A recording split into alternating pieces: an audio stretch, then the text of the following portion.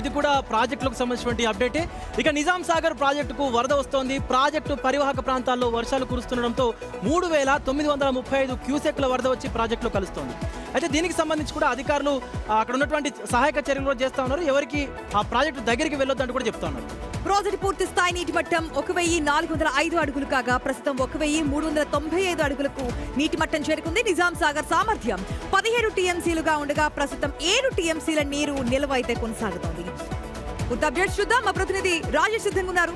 Right Rajesh, ఏదైతే Nizam Sagar project కూడా వరద కొనసాగుతున్నట్టుగా తెలుస్తోంది, డీటెయిల్స్ ఏంటి?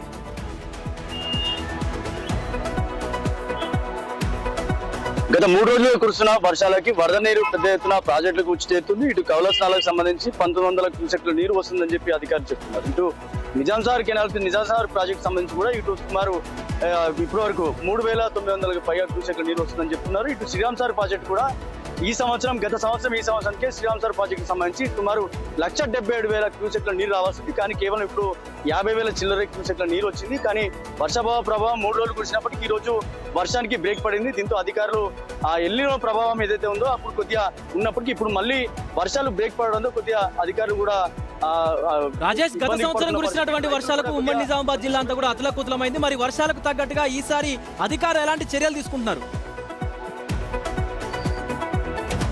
అంటే వర్షాలు కురుస్తున్నప్పుడు గత 3 రోజులు కురుస్తున్న వర్షాలు ప్రాజెక్టులకు సంబంధించి కూడా ఇప్పుడు అదే చెప్పబోతున్నారు. ప్రాజెక్టులకు సంబంధించి కూడా ఇప్పుడు ఇంతకుముందు అన్నట్టు ప్రాజెక్టుల దగ్గర ఎవరు కూడా సందర్శకులు ఎవరు రావద్దని కట్టుదిట్టమని ఏర్పాటు చేశారు.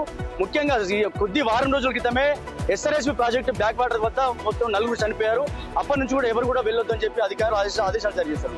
ఇటు కురుస్తున్న వర్షాలు కూడా రైతులైతే హర్షం వ్యక్తం చేస్తున్నారు, ప్రజలకు కూడా కొద్దిగా సంతోషం వ్యక్తం చేస్తున్నారు. ఒకసారిగా ఈ రోజు వర్షం మళ్ళీ బ్రేక్ పడింది. కంటిన్యూ మళ్ళీ 4 రోజులు వర్షాలు కురుస్తున్నట్టుగా అధికారులు అయితే చెప్తున్న పరిస్థితి. Right, thank you Rajesh, thank you for the update. So మొత్తానికైతే తెలంగాణకు సంబంధించి విస్తారంగా వర్షాలు కురుస్తున్నాయి. ఎల్నినో ప్రభావం అనేది కాస్త తగ్గినట్టుగా అయితే కనిపిస్తోంది. సో మొత్తానికి రైతులు హ్యాపీగా ఉన్నారు.